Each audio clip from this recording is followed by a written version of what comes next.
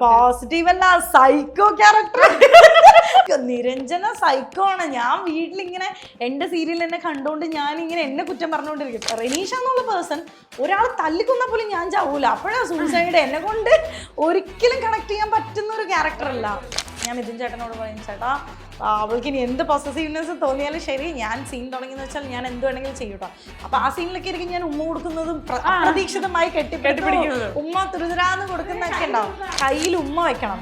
ഞാൻ നോക്കിയപ്പോ ഷോർട്ടിന് ഇങ്ങനെ വന്നിട്ട് ചേട്ടൻ ഇങ്ങനെ, ഞാൻ ഒന്നും ആയില്ലല്ലോ, കിട്ടിയില്ല. അതെ, ക്യാമറയുടെ മുന്നിലാണെങ്കിൽ കുഴപ്പമില്ല, ക്യാമറയുടെ പിന്നിലാണെങ്കിൽ തീർന്നു മറുകയാ. ഫിയാൻസേക്ക് എന്തോ പ്രശ്നമാണെന്ന് പറഞ്ഞില്ലേ? അയ്യോ, പ്രശ്നമുണ്ടെന്നല്ല, വരാൻ ചാൻസ് ഉണ്ട്. കാരണം ഇതുവരെ വന്നിട്ടില്ല. എനിക്ക് അറിഞ്ഞൂടാ. ഞാൻ ഒരു മേക്കപ്പ് പൗച്ച് കൊണ്ടു നടക്കുന്ന ആൾക്കാരൊക്കെ ഉണ്ട്. ഇത് 2 എണ്ണം കൊണ്ട് നടക്കുന്നത്. 2 എണ്ണം എന്ന് വെച്ചാൽ മേക്കപ്പ് ഇല്ലാതെ ഇരിക്കാൻ പറ്റില്ല മീനാക്ഷി. ആൻഡ് ഷെയ്ഡ്സ് വെക്കുന്ന ഒരു ശീലമുണ്ട്. whenever I'll go out എനിക്കത് ഇത്. ആൻഡ് അതെന്ത് സാധന.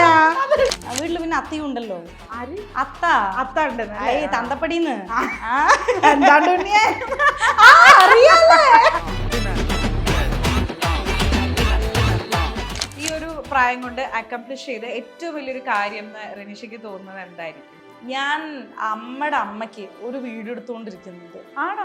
അത് എന്നെ സംബന്ധിച്ച് വലിയൊരു കാര്യമാണ്. വേൾഡിൽ എന്താണ് ഫസ്റ്റ് പ്രിഫർ ചെയ്യുന്നത്, അല്ലെങ്കിൽ അടുത്ത ജന്മത്തെ എന്താണ് ഫസ്റ്റ് വേണ്ടതെന്ന് ചോദിച്ചാൽ ഞാൻ പറയും സെയിം ഫാമിലി എനിക്ക് വേണം.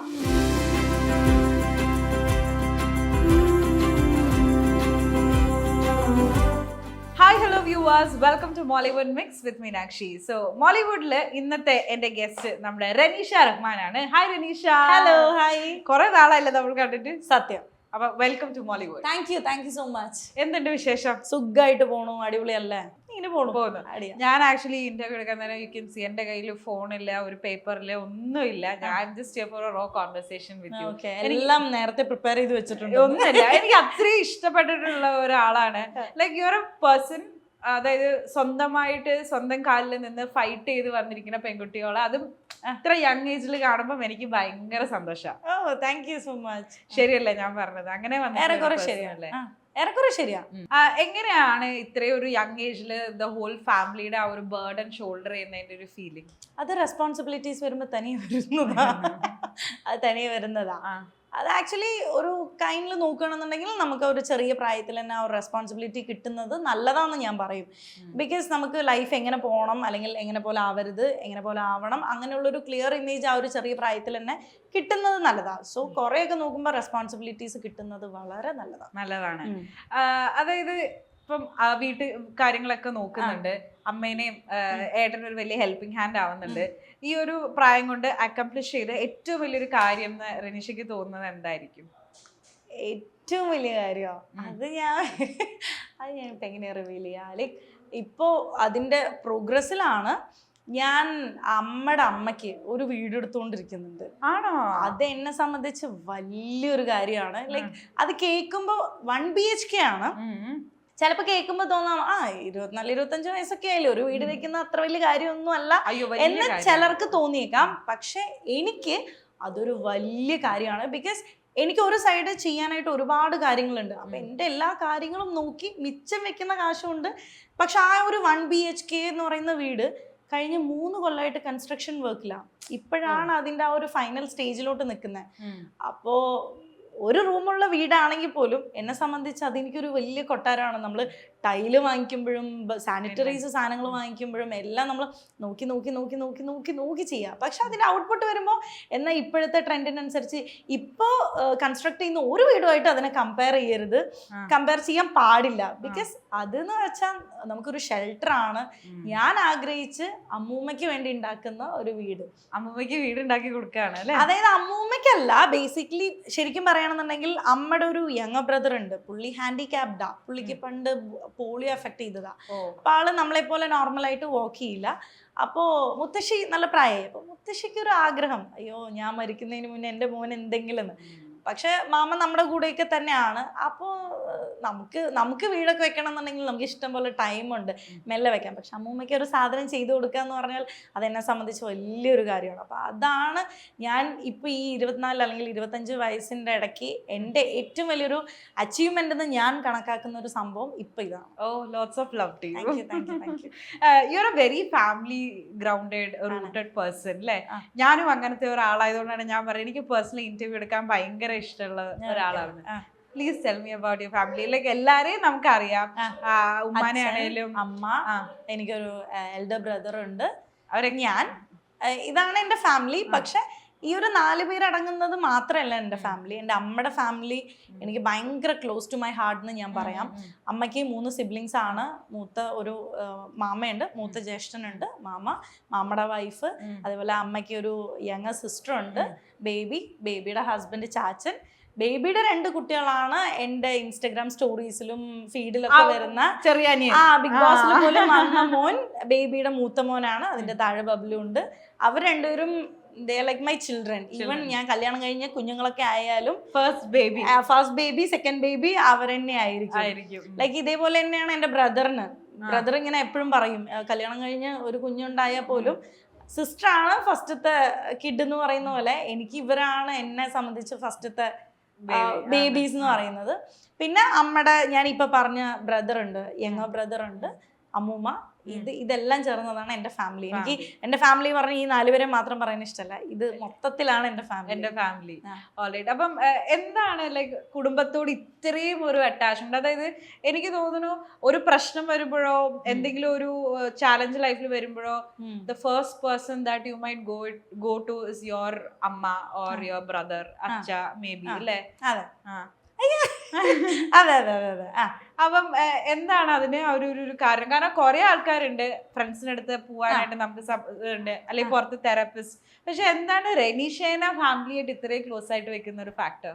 അതെനിക്ക് അറിഞ്ഞൂടാ. മേ ബി അവരെ എൻ്റെ അടുത്ത് അങ്ങനെ നിൽക്കും, അതല്ല, നമ്മൾ ജനിച്ചത് മുതൽ കാണുന്നത് ആ ഒരു ഫാമിലിയിൽ ചുറ്റിപ്പറ്റി ഇപ്പം എന്തെങ്കിലും പ്രശ്നം ഉണ്ടെന്നുണ്ടെങ്കിലും നമ്മളെല്ലാവരുമായിട്ട് ഷെയർ ചെയ്യുക.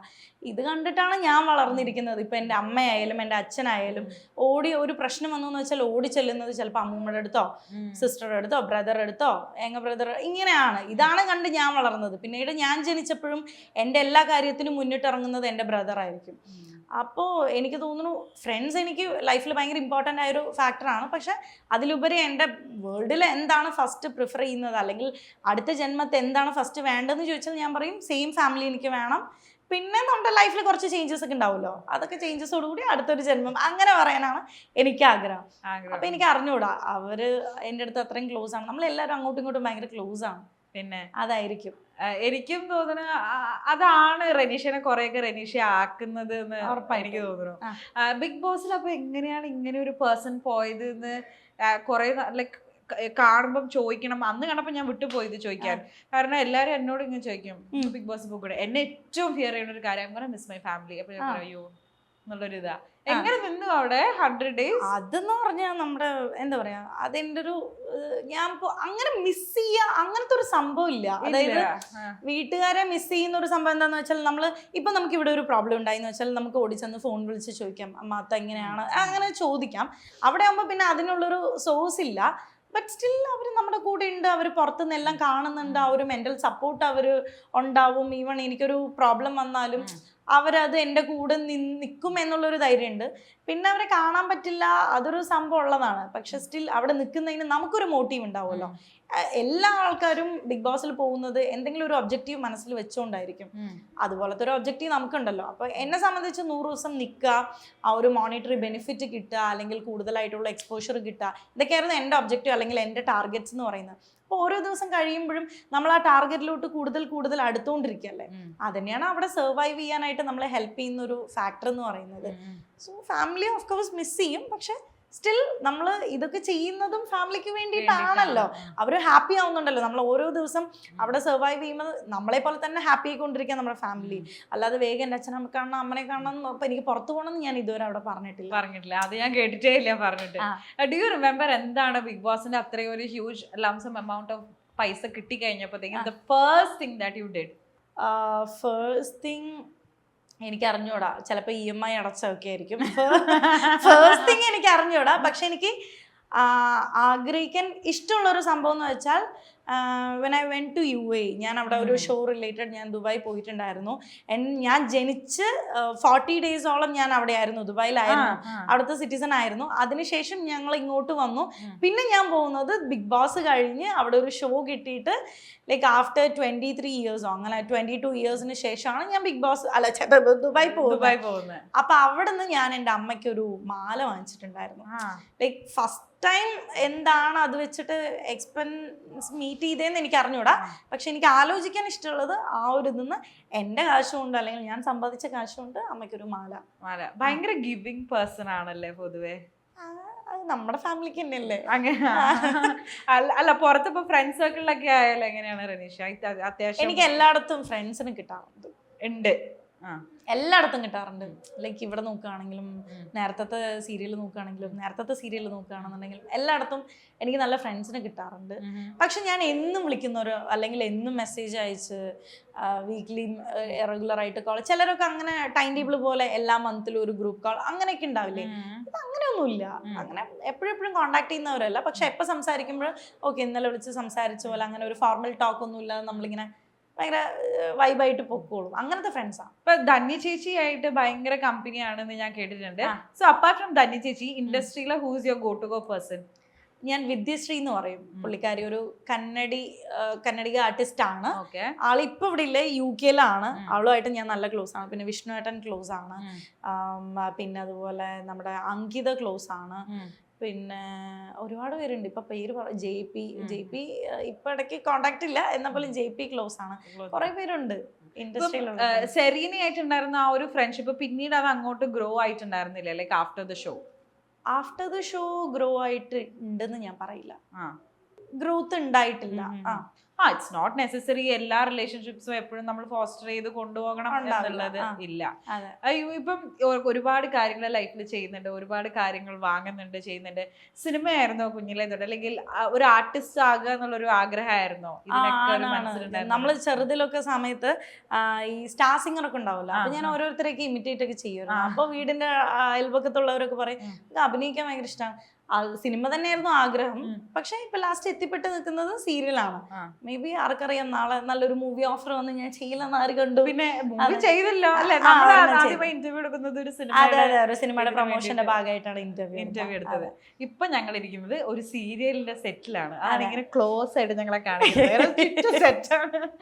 ഓക്കെ, ഇപ്പൊ ലേറ്റസ്റ്റ് ആയിട്ട് ഷൂട്ട് ചെയ്തോണ്ടിരിക്കുന്നത് ജാനകിയുടെയും അബിയുടെയും വീട് എന്ന് പറയുന്ന സീരിയലിലെ ലൊക്കേഷനിലാണ് നമ്മളിപ്പോ ഇരുന്ന് ഇന്റർവ്യൂ. കറക്റ്റ് അല്ലേ? കറക്റ്റ്.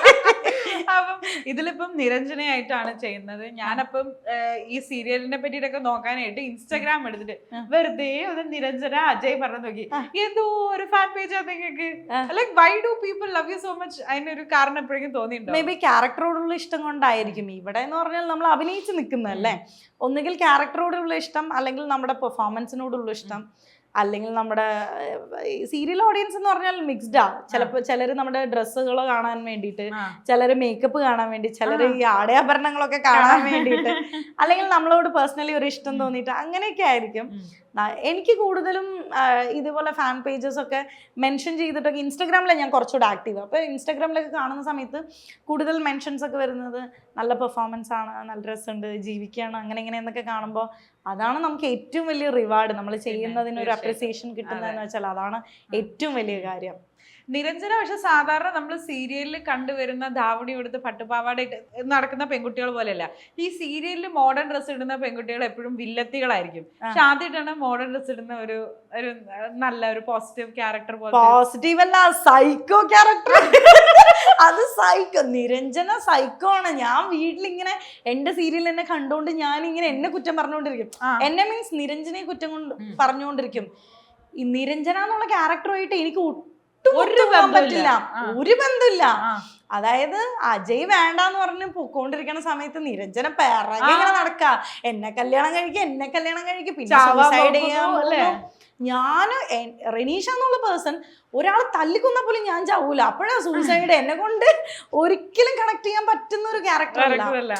അപ്പൊ എങ്ങനെ ഇത് കഥയൊക്കെ പറഞ്ഞത് ഞാനിത് എങ്ങനെ ചെയ്യാന്നുള്ള ഒരു സാധനം മനസ്സിൽ തോന്നിണ്ടാവില്ലേ? ഇല്ല, അതായത് കഥ പറയുന്ന സമയത്ത് ഇങ്ങനെയൊക്കെ ആണെന്നുണ്ടെങ്കിൽ പോലും അത് ഒരു ചലഞ്ച് അല്ലേ. ബിക്കോസ് ഞാൻ നേരത്തെ സീരിയൽ എന്ന് പറഞ്ഞാല് ധന്യേച്ചിയുടെ ഒരു പെറ്റ് പോലെ ഒരു അനിയത്തി അങ്ങനത്തെ ക്യാരക്ടർ ചെയ്തു. പിന്നെ അഞ്ജലി എന്നുള്ള ഒരു ക്യാരക്ടർ വേറെ മനസ്സിനക്കര എന്നുള്ള സീരിയലിൽ അതിൽ ചെയ്തപ്പോൾ ഭയങ്കര പാവമായിട്ടുള്ളത്. ഇതിലെന്ന് വെച്ചാൽ ഇനിയിപ്പോൾ ഒരു വേരിയേഷൻ കാണും. ഇപ്പൊ ഇത്രയും ആദ്യം പോസിറ്റീവായിട്ട് കാണിച്ചു, പിന്നെ കുറച്ച് ലൂസുള്ള പോലെ കുറച്ച് ലൂസുള്ള പോലെ കാണിച്ചു, ഒരു സൈക്കോ മൂഡിലുള്ള ഒരു ഇത് കാണിച്ചു. ഇനിയിപ്പോൾ ആഫ്റ്റർ മാരേജ് വീണ്ടും അതൊരു വേറൊരു ട്രാക്കിലേക്ക് പോകാൻ ചാൻസ് ഉണ്ട്. അപ്പൊ നമുക്ക് ഇങ്ങനെ മാറ്റി മാറ്റി ചെയ്യുന്ന സമയത്ത് നമ്മുടെ തന്നെ കുറെ വേരിയേഷൻസ് കാണിക്കാൻ പറ്റും, ആക്ടിങ്ങിൽ ഡിഫറൻസ് കൊടുക്കാൻ പറ്റും, കുറെ കാര്യങ്ങൾ പുതിയതായിട്ട് നമുക്ക് എക്സ്പ്ലോർ ചെയ്യാൻ പറ്റും. ഒരു ആക്ടർ എന്നുള്ള നിലയ്ക്ക് രസമാണ് ഇങ്ങനെ ജേർണി മാറ്റി മാറ്റി മാറ്റി ചെയ്യും കൊണ്ടുപോകാനായിട്ട്. ഞാനിപ്പോ റീസെന്റ് ഇറങ്ങിയ പ്രോമോയും ആൾക്കാർ ഷെയർ ചെയ്തിരിക്കുന്ന ക്ലിപ്സ് ഒക്കെ കണ്ടു. ഒരു ഹോസ്പിറ്റൽ അന്തരീക്ഷത്തിൽ നിന്നിട്ട് കല്യാണം കഴിക്കുകയാണ്. എല്ലാം വളരെ പെട്ടെന്നായിരുന്നു. ഓഡിറ്റോറിയം വേണ്ട, അമ്പലം വേണ്ട, ഡ്രസ്സ് ഒന്നും വേണ്ട, ആഭരണ ആവശ്യമില്ല, പട്ടുസാരി ആവശ്യമില്ല, മുല്ലപ്പൂ ആവശ്യമില്ല, ഒന്നുമില്ല. ഐസിയുൽ കിടക്കുന്നു, എന്താ പറയാ, ഊസിനൊരു കല്യാണം എന്നൊക്കെ പറയില്ലേ, വളരെ പെട്ടെന്നായിരുന്നു ഒരു കല്യാണം അങ്ങനെ കഴിച്ചു. നിങ്ങളുടെ ആൾക്കാർക്കൊക്കെ ഭയങ്കര സന്തോഷമോ ഫൈനലി നിരഞ്ജന ആൻഡ് അജയ് ഇപ്പൊ കല്യാണം കഴിക്കുകയാണ് എന്നുള്ളത്. ഞാൻ കല്യാണ എപ്പിസോഡൊക്കെ ഉണ്ടാവും പറഞ്ഞാൽ ഞാൻ കോസ്റ്റ്യൂം ഒക്കെ അറേഞ്ച് ചെയ്ത് വെച്ചായിരുന്നു. എല്ലാം വെറുതെ ആയി പോയി. അപ്പോഴാണ് ഡയറക്ടർ ഹോസ്പിറ്റലിൽ കല്യാണം കഴിച്ചത്, ഒരു കല്യാണം കഴിച്ചേക്കുന്നത്. ഓക്കെ. അപ്പം എങ്ങനെയാണ് നിങ്ങളുടെ ഒരു കെമിസ്ട്രി? ഇപ്പം ഒരുമിച്ചായിരിക്കൂല വർക്ക് ചെയ്യുന്നത് ഈ ഒരു പ്രോജക്റ്റിന് വേണ്ടി? അജയ് എന്നുള്ള ക്യാരക്ടർ അപ്പം ഇത്രയും ഒരു ഡെപ്തിലേക്ക് ആ ഒരു കോംബോ നിങ്ങളുടെ കെമിസ്ട്രി വർക്ക്ഔട്ട് ആയതുകൊണ്ടായിരിക്കും ആൾക്കാരിലേക്ക് എത്തിയിട്ടുണ്ട്. ഞങ്ങൾ തമ്മിൽ പ്രത്യേകിച്ച് കെമിസ്ട്രി ഒന്നുമില്ല.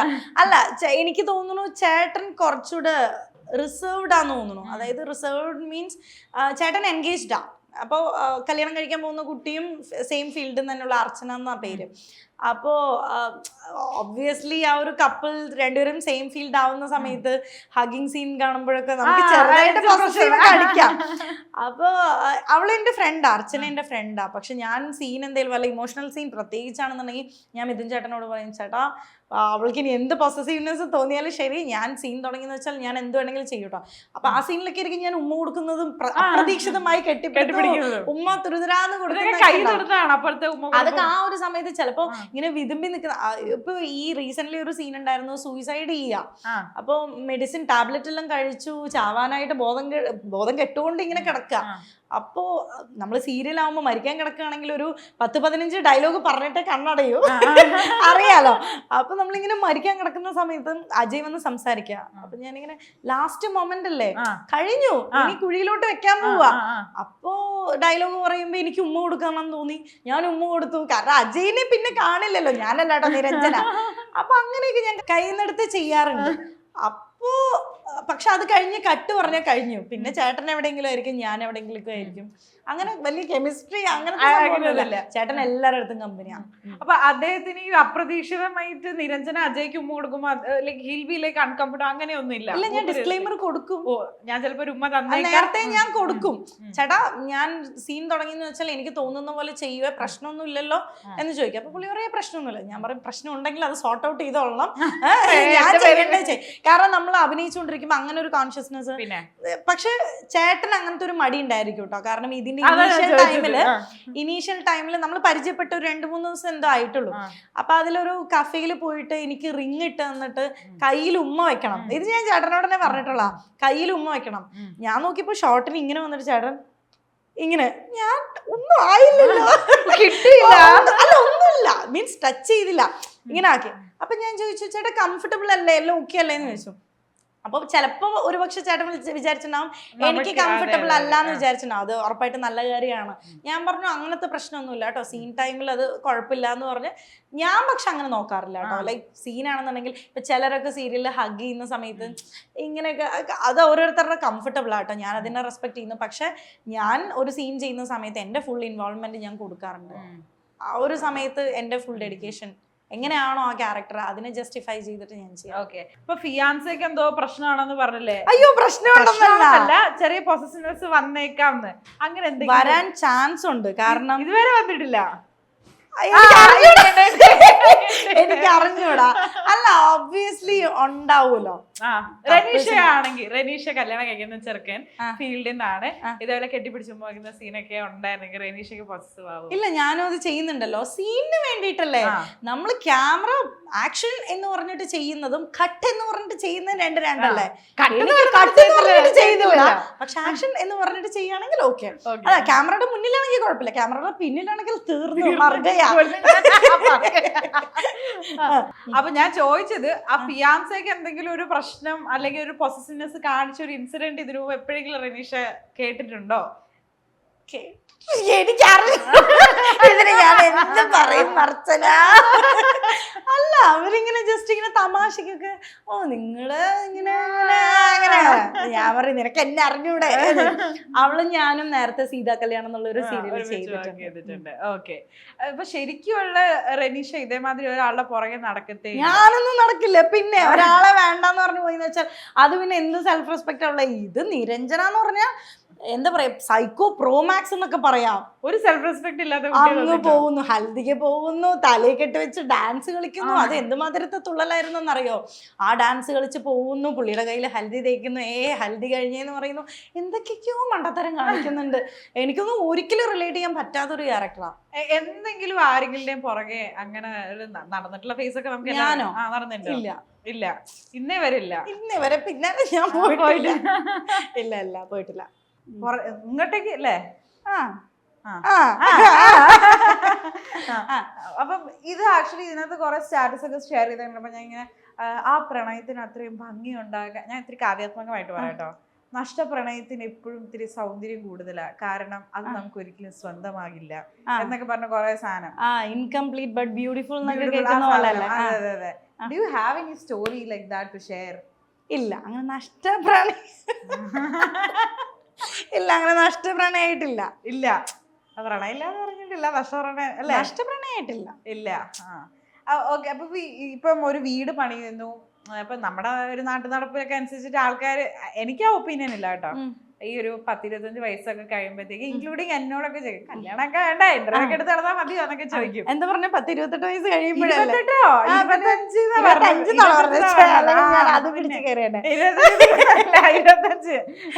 അപ്പം എന്താ പറയാ, അങ്ങനെയൊക്കെ കഴിയുമ്പോഴത്തേക്ക് ആൾക്കാർ ഇങ്ങനെ ചോദിക്കും കല്യാണമൊക്കെ കഴിക്കണ്ടേ. എനിക്കാണ് 25 ആയിട്ടും കൂടെ ഇല്ല കേട്ടോ. അപ്പം ഞാനിങ്ങനെ പറയാം സമയം ആവട്ടെ എന്നിങ്ങനെ പറയും ഞാൻ. അപ്പം റനീഷ അതേപോലെ ചോദ്യം ഒക്കെ നേരിടേണ്ടി വരാറുണ്ടാവില്ലേ? ഉണ്ടല്ലോ, ഫാമിലിന്ന് തന്നെ ചോദിക്കാറുണ്ട്. അമ്മയുടെ ഫാമിലി എന്നൊക്കെ ചിലരിങ്ങനെ ചോദിക്കാറുണ്ട്.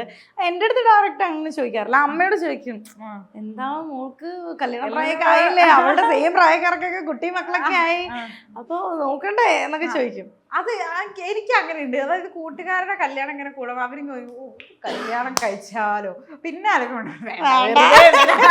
ഇപ്പൊ ഫ്രീ ആയിട്ട് നടക്കണത് ഇഷ്ടാവില്ലല്ലേ അങ്ങനെ. അപ്പം വാട്ട് ഈസ് യുവർ ടൈപ്പ്? എന്താണ് ഒരു എക്സ്പെക്ടേഷൻ അബൌട്ട് ദ ഫ്യൂച്ചർ? ആരെങ്കിലും കണ്ടുവച്ചിട്ടുണ്ടോ? ഇല്ല, ഞാൻ എൻ്റെ കൺസെപ്റ്റിലുള്ള ഒരു മാരേജ് ലൈഫ് എപ്പോഴാന്ന് വെച്ചാൽ, ഇപ്പൊ ഞാൻ നേരത്തെ ബിഗ് ബോസിലൊക്കെ പറഞ്ഞ പോലെ എനിക്ക് പേഴ്സണലായിട്ട് കുറെ ഒബ്ലിഗേഷൻസും റെസ്പോൺസിബിലിറ്റീസ് എല്ലാം ഉണ്ട്. അപ്പൊ ഈ റെസ്പോൺസിബിലിറ്റീസും കൊണ്ട് ഞാനൊരു മാരേജ് ലൈഫിലോട്ട് പോയി എന്ന് വെച്ചാൽ അതും ശരിയാവില്ല, ഇതും ശരിയാവില്ല. അപ്പൊ ഇവിടുത്തെ സംഭവങ്ങളൊക്കെ ഒന്ന് സെറ്റിൽ ചെയ്ത് ഓക്കെ കുഴപ്പമില്ല, ഇനി നമുക്കൊരു പുതിയൊരു ലൈഫ് ജേർണി സ്റ്റാർട്ട് ചെയ്യാം എന്ന് തോന്നുന്ന ഒരു ടൈം വരുന്ന സമയത്ത് അതുപോലത്തെ ഒരു പേഴ്സണേയും അല്ലെങ്കിൽ എനിക്ക് ഫിറ്റ് ആയിട്ട് ഒരു പേഴ്സണേയും കൂടെ കിട്ടുകയാണെന്നുണ്ടെങ്കിൽ അപ്പൊ ഞാൻ ഡെഫിനറ്റ്ലി എനിക്ക് നല്ലൊരു മാരേജ് ലൈഫ് വേണം. മാരേജ് ഇഷ്ടം അങ്ങനെ, അല്ലാണ്ട് അണ്ടർസ്റ്റാൻഡിങ് പേഴ്സൺ ആയിരിക്കണം, ലവിങ് റൊമാൻറ്റിക് അങ്ങനെ ഒന്നുമില്ല. ഫസ്റ്റ് തിങ് എനിക്ക് എന്റെ കാര്യങ്ങളൊക്കെ സെറ്റിൽ ചെയ്തിട്ടേ അങ്ങനെ ഒരു ആളെ ഞാൻ നോക്കുള്ളൂ. രണ്ടാമത്തെ തിങ് ആ ആളെ എനിക്ക് സെറ്റ് ആവണം, എന്റെ ലൈഫുമായിട്ട് എൻ്റെ ലൈഫ് സ്റ്റൈൽ അല്ലെങ്കിൽ എൻ്റെ കാര്യങ്ങൾ എൻ്റെ ഫാമിലി എല്ലാം മനസ്സിലാക്കിയിട്ട് വരുന്ന ഒരാൾ അണ്ടർസ്റ്റാൻഡിങ് ആയിരിക്കണം. എൻ്റെ പ്രൊഫഷനെ സപ്പോർട്ട് ചെയ്യണം, എൻ്റെ കരിയർ എന്താ പറയുക ബിൽഡ് ചെയ്യാനായിട്ട് ഹെൽപ്പ് ചെയ്യണം. അപ്പോൾ രണ്ടും ഇമ്പോർട്ടൻ്റാ. പക്ഷെ ഫസ്റ്റ് തിങ് എൻ്റെ കാര്യങ്ങളെല്ലാം സെറ്റിൽ ചെയ്തതിന് ശേഷം ഞാൻ അങ്ങനെ ആലോചിക്കുള്ളൂ. മീഡിയം തന്നെ ആയിരിക്കും, ഐ മീൻ ഇൻഡസ്ട്രിയിൽ തന്നെ ആയിരിക്കും കല്യാണം കഴിക്കുന്നത്? അതൊന്നും പറയാൻ പറ്റില്ല, എങ്ങനെയാണ്. അല്ലെങ്കിൽ ഇപ്പോൾ പുറത്തുള്ള ആളാണെങ്കിലും നമ്മുടെ ഈ മീഡിയം അല്ലെങ്കിൽ നമ്മുടെ ബിസി സ്കെഡ്യൂളൊക്കെ മനസ്സിലാക്കുന്ന ഒരാളാണെങ്കിലും മതിയല്ലോ. അങ്ങനെ പ്രത്യേകിച്ച് ഇന്ന ഫീൽഡ് അങ്ങനൊന്നുമില്ല. അണ്ടർസ്റ്റാൻഡിങ് ആയിരിക്കണം, എൻ്റെ കരിയർ ഹെൽപ്പ് ചെയ്യണം, അത്രേ ഉള്ളൂ. അപ്പം അതൊക്കെയാണ് ഒരു വരനെ പറ്റിയിട്ടുള്ളൊരു കൺസെപ്റ്റ് ചോദിച്ചു കഴിഞ്ഞാൽ മനസ്സിലുള്ളത്. നല്ല ഒരാളെ തന്നെ കിട്ടിയിട്ട് ആരെങ്കിലും അങ്ങനെ ഒരു ഓപ്ഷൻ ഒക്കെ ആയിട്ട് വെച്ചിട്ടുണ്ടോ? അങ്ങനെ ഓപ്ഷൻ ആക്കി വെക്കാനുള്ള സംഭവമാണോ അത്? അങ്ങനെയല്ല, like do you have someone in my mind എന്നാണ് എന്റെ ചോദ്യം. ഇല്ല, no answer for that. Maybe ഉണ്ടാവാം, ഉണ്ടാവാതിരിക്കാം. എന്തായാലും ഒരു ലവ് മാരേജിനാണ് താല്പര്യം ഉള്ളത്, അറേഞ്ച്ഡിന്? എന്റെ സ്വഭാവത്തിന് ലവേ പറ്റും. അറേഞ്ച്ഡ് ആണെന്നുണ്ടെങ്കിൽ ഇടയ്ക്ക് നിൽക്കുന്നവര് കുടുങ്ങും. ഓക്കെ, അപ്പൊ എന്തായാലും നമ്മുടെ ചാറ്റ് ഇങ്ങനെ പയ്യെ വൈൻഡപ്പ് ചെയ്യാറാവുമ്പോഴത്തേക്കും എനിക്ക് ഇനി റെനീഷയുടെ അടുത്തൊരു വാട്ട്സ് ഇൻ മൈ ബാഗ് ആണ് ചോദിക്കാനുള്ളത്. പിന്നെന്താ ചെയ്യാൻ? ഓക്കെ അല്ലേ? ഞാൻ ഇതുവരെ അത് ചെയ്തിട്ടില്ല. ഇത് വളരെ എക്സൈറ്റിംഗ് ആയിട്ടുള്ളൊരു ആണല്ലേ? എന്തൊക്കെ ഉണ്ടാവും എന്റെ ബാഗിൽ? പഠിച്ചോനേ, ബാഗ് കൊണ്ടുപോവാ. ശരി, അപ്പൊ തുടങ്ങാം. യെസ്, അപ്പൊ ഞാൻ ഓപ്പൺ ചെയ്യട്ടെ. ആദ്യം തന്നെ ഇവിടെ ഞാനൊരു ക്ലിപ്പ് വെച്ചിട്ടുണ്ട്. അത് വള്ളി പൊട്ടിപ്പോയത്. ഒരു പർപ്പിൾ കളർ, അതൊരു അഡ്ജസ്റ്റ്മെന്റ് ആണ്. പിന്നെ എല്ലാവരുടെയും കയ്യിലുള്ള കോമ്പുണ്ട്, ഹെയർ ക്ലിപ്സ് ഉണ്ട്. ചിരിക്കല്ലേ മീനാക്ഷി? ലിപ് ലൈനറാണ്. അതെ, ലിപ് ലൈനറാണ്. ആൻഡ് 1 2 പൗച്ചുണ്ട്. ആൻഡ് അതിൻ്റെ ഉള്ളിൽ എന്തൊക്കെയാണെന്ന് ഞാൻ കാണിച്ചുതരാം. മേക്കപ്പ് പൗച്ചാട്ടോ. ഉപയോഗിക്കുമോ റെനീഷ? ഇത്രയും മേക്കപ്സ്, എനിക്ക് മേക്കപ്സ് ഭയങ്കര ഇഷ്ടമാണ്. എനിക്ക് ഭയങ്കര ഇഷ്ടമായത് കാരണം ഐ ഷാഡോ ആസ് യൂഷ്വൽ എല്ലാവരുടെയും കയ്യിലുള്ള ടോണർ, ബ്രഷ്, ഐലൈനർ, ലിപ്സ്റ്റിക്, എല്ലാ സാധനങ്ങളുണ്ട്. ഇപ്പൊ എല്ലാവരും എല്ലാം യൂസ് ചെയ്യുന്നുണ്ടല്ലോ. അതൊക്കെ അത്യാവശ്യമായിട്ട് വേണ്ട സാധനങ്ങളാണ്. അതെ അതെ. ഒരു മേക്കപ്പ് പൗച്ച് കൊണ്ടു നടക്കുന്ന ആൾക്കാരൊക്കെ ഉണ്ട്. 2 എണ്ണം കൊണ്ട് നടക്കുന്നത്. 2 എണ്ണം എന്ന് വെച്ചാൽ മേക്കപ്പ് ഇല്ലാതിരിക്കാൻ പറ്റില്ല മീനാക്ഷി. ആൻഡ് കുറെ ക്രീംസ് ഉണ്ട്. വായിക്കുന്നത് എന്ത് ക്രീമാണെന്ന്? Okay, caffeine green tea face cleanser butter കേട്ടോ. അത് നമുക്ക് പിന്നെ അതുപോലെ മാക്കിന്റെ ഇതുണ്ട്, കോമ്പാക്ട് പൗഡർ ഉണ്ട്. ആൻഡ് ഇത് നമുക്ക് ഐബ്രോ ഫില്ലർ ആണ്. ഐബ്രോ ഫില്ലർ ഉണ്ട്. പിന്നെന്താ, സൺസ്ക്രീൻ ഉണ്ട്, ആക്നെ മോയ്സ്റ്റ് ക്രീം. ഇതൊക്കെ നോട്ട് ചെയ്ത് വെക്കണം കേട്ടോ. അതെ, അപ്പൊ ഒരുപാട് സൺസ്ക്രീൻ ഉണ്ട്. എല്ലാം ശരിയായി. ഇത് മേക്കപ്പും ഇത് സ്കിൻ കെയറും എല്ലാം ഒരു ഓർഗനൈസ്ഡ് ആട്ടോ. ചിട്ടയുള്ള ജീവിതം. പിന്നല്ലാതെ ഒരു പൗച്ചിൽ സ്കിൻ കെയറും മേക്കപ്പും അങ്ങനെ ഒരുമിച്ച് ഇടുന്ന ഒരു ശീലം എനിക്ക് പണ്ടേ ഇല്ല മീനാക്ഷി. അപ്പൊ ഇത് ഗൈസ്, അപ്പൊ ഇത് മേക്കപ്പ് ആണ്, ഇത് സ്കിൻ കെയർ ആണ്. ആൻഡ് ഇത് ഞാൻ കഴിഞ്ഞ തവണ സ്വിറ്റ്സർലാൻഡിൽ പോയപ്പോ വാങ്ങിച്ച ബാഗാണ്. ആൻഡ് മോസ്റ്റ് ഇമ്പോർട്ടന്റ് തിങ്, ആരായാലും മിറർ കണ്ട നിന്ന് നോക്കും. അപ്പൊ മിറർ അത്യാവശ്യമായിട്ടുള്ള ഒരു സാധനം. നല്ല ചങ്ങാതിമാരില്ല, അപ്പൊ കണ്ണാടി വേണം. അതെ അതെ, നല്ല ചങ്ങാതിമാരില്ലെങ്കിൽ ഉറപ്പായിട്ട് കണ്ണാടി വേണം. ആൻഡ് ഇതെന്തോ സിറം ഭയങ്കര നല്ലതാണ്. എന്തിനാണെന്നൊന്നും ചോദിക്കരുത്, സിറം നല്ലതാണെന്ന് മാത്രം എനിക്കറിയാം. ആൻഡ് ഷെയ്ഡ്സ് വെക്കുന്ന ഒരു ശീലമുണ്ട്. Whenever I will go out എനിക്കത് അതെ അതെ അതെ അതെ ഷെയ്ഡ്സ് വേണം. ആൻഡ് മോസ്റ്റ് ഇമ്പോർട്ടന്റ് തിങ്, പുറത്ത് പോയെന്ന് വെച്ചാൽ ആൾക്കാർ സെൽഫി ചോദിക്കും, ഫാൻസ് വരും. അപ്പൊ the most important thing is mask. Okay, and അതെന്ത് സാധന? ഹെയർ ബാൻഡ് ആട്ടോ. ലൈക്ക് മേക്കപ്പ് ഒക്കെ ചെയ്യുന്ന സമയത്ത് ഫ്രണ്ടില് ഹെയർ വരുന്ന സമയത്ത് കഴിഞ്ഞു മീനാക്ഷി. ആൻഡ് ടിഷ്യൂ പേപ്പർ അതൊന്നും ഞാൻ കാണിക്കുന്നില്ല. ഇത് നല്ല മണം, അത് മണത്തൊക്കെ അറിയാം മീനാക്ഷിക്ക്? ഞാൻ ഉപയോഗിക്കുന്നതാണ്. ഓ നൈസ്. അപ്പോ ഗൈസ്, അപ്പൊ ഇത്രേ ഉള്ളൂ ഇനി വാട്ട്സ് ഇൻ മൈ ബാഗ്. പക്ഷെ ഇത് ആക്ച്വലി വേറൊരു ട്വിസ്റ്റ് പറയട്ടെ ഗൈസ്. ഇതിനകത്തൊരു ID കാർഡ് ഉണ്ട്. ആ ID കാർഡ് എടുത്ത് കാണിക്കുമ്പോൾ ഇതിനകത്ത് ID കാർഡോ? ഇതിനകത്ത് ID കാർഡ് വെച്ചിട്ടുള്ളത് അതെങ്ങനെയാ മീനാക്ഷിക്ക് അറിയാം? വെറുതെ ആവശ്യമില്ലാത്തൊന്നും പറയല്ലേ കേട്ടോ. ഓക്കെ, ഇതില് എൻ്റെ ഒരു ID കാർഡ് ഉണ്ട്. ക്ലോസപ്പിൽ നോക്കൂ ഗൈസ്. യെസ്, അപ്പം വാട്ട്സ് ഇൻ മീനാക്ഷീസ് ബാഗാണ് നമ്മളിപ്പോൾ ഇത്ര നേരം കണ്ടുകൊണ്ടിരുന്നത്. അതുകൊണ്ടാണ് പ്രൊഡക്റ്റിനെ കുറിച്ച് എനിക്ക് നല്ല ധാരണ ഉണ്ടായിരുന്നത്.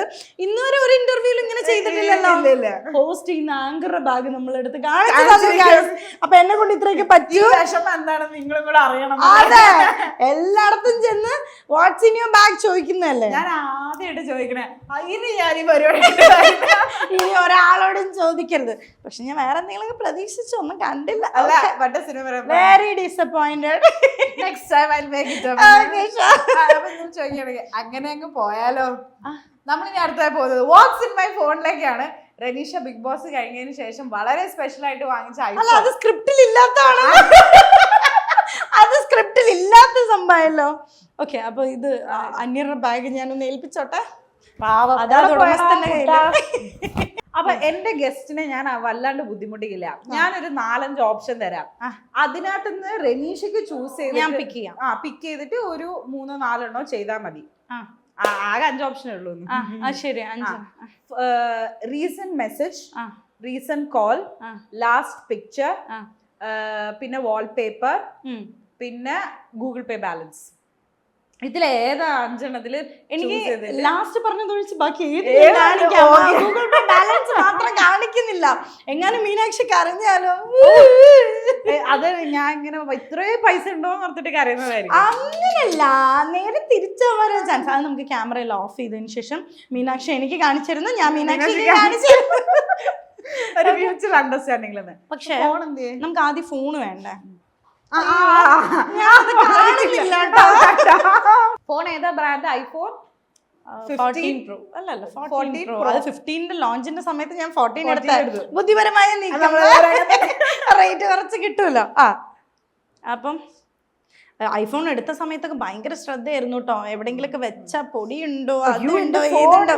ഇപ്പൊ ഇത് കാണണം സ്പൈഡർമാന്റെ. പിന്നെ ഇതിന്റെ ടെമ്പർ ഗ്ലാസിനൊക്കെ നല്ല റേറ്റ് ആണല്ലോ. ഞാൻ വിചാരിച്ചു ഫുള്ള് സ്പൈഡർമാന്റെ വല പോലെ ആവട്ടെ, എന്നിട്ട് മാറ്റാന്ന് വിചാരിച്ചു. യെസ്. അപ്പൊ എന്തായിരുന്നു റീസൺ കോളോ? റീസൺ അത് വേറൊരു കോർഡിനേറ്റർ വിളിച്ചേക്കാം. Last missed call. സുഭാഷ് ആണ് വിളിച്ചത്. പിന്നെന്താ കാണണ്ടേ? Recent message. റീസെന്റ് മെസ്സേജ് വാട്സാപ്പിലോ ഇൻസ്റ്റഗ്രാമിലോ? വാട്സാപ്പ്. അത് നമ്മുടെ ഒരു ഗ്രൂപ്പാണ്. എൻ്റെ സ്കൂൾ ഗ്രൂപ്പാണ്. ചാറ്റ്, ഗ്രൂപ്പ് ചാറ്റാണ്. ഞാനൊരു കാര്യം ചോദിച്ചതിന് റിപ്ലൈ ചെയ്തതാണ്. പിന്നെന്താ? Last picture in your gallery. പിക്ചറാണോ വീഡിയോ ആണോ? വീഡിയോ ആണോ ഉള്ളേ? ഇപ്പൊ ഞാൻ ചുമ്മാ ഇവിടെ സ്റ്റോറി ഇടാൻ വേണ്ടിയിട്ട് ഇതിങ്ങനെ ഒരു വീഡിയോ എടുത്തു. ഇത് ഞാൻ കണ്ടിരുന്നു, ലൈക്ക് ചെയ്തിട്ടുണ്ട്. ഇതാണ് സംഭവം. ഇതാണ് ലാസ്റ്റ് പിക്ചർ. 3 ആയില്ലേ? ഇനി വാൾപേപ്പർ കാണിച്ചല്ലോ. ഓ മൈ ഗോഡ്, ദുബായിൽ ഇത് സിജാറോസ് ചേച്ചി എടുത്ത അമ്മ ഫോട്ടോ. നല്ല ഫോട്ടോ. ഞാൻ അതാ വെച്ചേക്കണേ. ഓക്കെ, അപ്പം that's the end of the successfully completed. അപ്പൊ ഇനി ഷൂട്ടിലേക്ക് തിരിച്ചു പോകാവുന്നതാണ്. അല്ല, ഞാൻ ചോദിക്കട്ടെ, ഈ ഓരോ സീരിയലിലെ ഓരോ എപ്പിസോഡിലും നിങ്ങൾ ഇടുന്ന ഡ്രസ്സ് ഇപ്പൊ പ്രേക്ഷകർക്ക് ഡൗട്ട് ഉണ്ടാവും. നിങ്ങളുടെ തന്നെ ഡ്രസ്സ് അല്ലേ? നമ്മുടെ തന്നെ ഡ്രസ്സ്. അപ്പൊ തോനെ ഡ്രസ്സ് ഉണ്ടാവില്ല നിങ്ങൾക്ക് വീട്ടിൽ? ഉണ്ടാവും, പക്ഷെ നമ്മളിങ്ങനെ മാറ്റി മറിച്ചൊക്കെ മിക്സ് ആൻഡ് മാച്ച് ചെയ്ത് ഇടൂല്ലോ. അങ്ങനെ ഇടും. കുറച്ച് നേരം എൻ്റെ അടുത്ത് നിങ്ങളുടെ പാലക്കാട് കാര്യമല്ല, എൻ്റെ അടുത്ത് പാലക്കാട് ഭാഷയിൽ ഒന്ന് സംസാരിക്കും. എന്താണ് കുട്ടിയെ അതിനെ കുറിച്ചൊക്കെ സംസാരിക്കേണ്ടത്? എന്തെങ്കിലുമൊക്കെ സംസാരിക്കും. ഇപ്പൊ ഷൂട്ട് കഴിഞ്ഞു അവിടെ. അപ്പൊ ഇനി എന്താ പരിപാടി? ഇനിയിപ്പോ ഒന്നുമില്ല, പെട്ടിയും കടക്കൊക്കെ എടുത്ത് റൂമിലേക്ക് പോവന്നെ. അപ്പൊ വീട്ടിലാണോ കിടക്കണേ? വീട്ടിൽ തന്നെ. വീട്ടില് പിന്നെ അത്തയും ഉണ്ടല്ലോ. അത്ത ഉണ്ട് തന്തപ്പടിന്ന്. കൊള്ളാലോ. അപ്പൊ അത്രയല്ല. അതെ തന്നെ.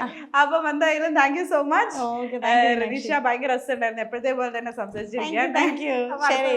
ഇന്റർവ്യൂ ഭയങ്കര കംഫർട്ടബിൾ ആയിരുന്നു. അടുത്ത തവണ സന്ധിക്കും വരേക്കും nice meeting you again. Nice talking to you again. ശരി, ബൈ. ഓക്കെ.